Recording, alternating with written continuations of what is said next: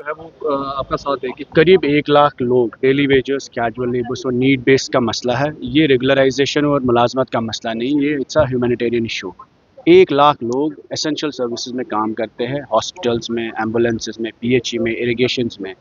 तो जहाँ अफसरों को लाखों का तनख्वाह मिलता है, उसी तरीके में डेली वेजर जो 24 घंटा हमारी एसेंशियल सर्विसेज को चलाता है, उनकी रेगुलराइजेशन एक ह्यूमैनिटेरियन इशू है, होनी चाहिए। महबूबा जी जब चीफ मिनिस्टर थी उस वक्त 1 लाख लोगों को आइडेंटिफाई किया गया, 60,000 को बायोमेट्रिक हुआ और उनकी रेगुलराइजेशन का प्रोसेस शुरू हुआ। एक एसआरओ इशू किया गया, या तो उस एसआरओ को वापस लागू किया जाए और ये 1 लाख लोग रेगुलराइज हो जाएंगे ऑटोमेटिकली। अगर उस वक्त हमने किया तो आपको भी करना चाहिए। फिर हमने एक कानून लाया जब हुकूमत बनी, और वो तब से इस असेंबली में पड़ा है। हम चाहते हैं कि irrespective of party lines, let us discuss. अगर सब लोगों ने वादे किए इलेक्शन में हम डेली वेजेस को रेगुलराइज करेंगे, तो करना चाहिए। फेज मैनर में प्रोसेस शुरू होना चाहिए। और ये उनके बच्चे, उनकी फैमिली सफ़र करते हैं, उन्हें कहते हैं 20-30 सालों के बाद आप घर चले जाइए, आप रेगुलराइज ही नहीं थे, आप गवर्नमेंट में ही नहीं थे, आपका खाता ही नहीं है।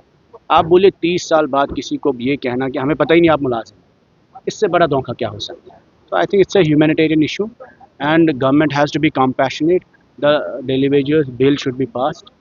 It should be debated, discussed, and we should do justice to the cause of daily wages cause. सरकार जो है वो इस पे चर्चा करेगी। वादे इन्होंने भी किए और हमने भी किए, लेकिन महबूबा जी के वक्त इस पे काम हुआ। बायोमेट्रिक जो हुआ, एक एसआरओ हुआ रेगुलराइजेशन का, वो रेगुलराइजेशन गवर्नर्स रूल में गायब किया गया 5 अगस्त 2019 के बाद।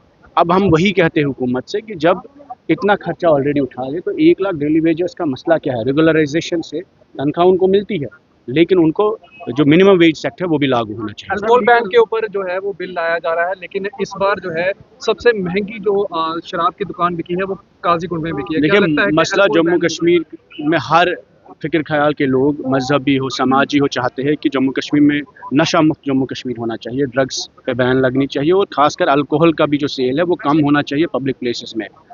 तो जैसे गुजरात एक ड्राई स्टेट है, उसी तरीके में जम्मू के सेंटिमेंट्स, कश्मीर के सेंटिमेंट्स, चाहे कश्मीर में जो मुसलमान लोग हैं वो, या जम्मू में भी जहाँ वैष्णो देवी की ज़ियारत होती है या यहाँ पर अमरनाथ के दर्शन होते हैं, रिलीजियस सेंटिमेंट्स लोगों के जुड़े हैं। And we seek that the sale of liquor should be stopped at public places and the way Gujarat is a dry state, Jammu Kashmir should be declare as a dry state. Sir, ये आपकी तरफ से bill लाया गया था, अभी चर्चा होनी है ऊपर, तो 2 खिते बनाने की आपने मांग किया है, तो लगता नहीं है ये एक्शन प्लान? हमारी डिमांड ये है कि जम्मू और कश्मीर में एडमिनिस्ट्रेटिव रीऑर्गेनाइजेशन की ज़रूरत है और लोगों की आसाइश के लिए नए डिस्ट्रिक्ट्स का क़याम हो।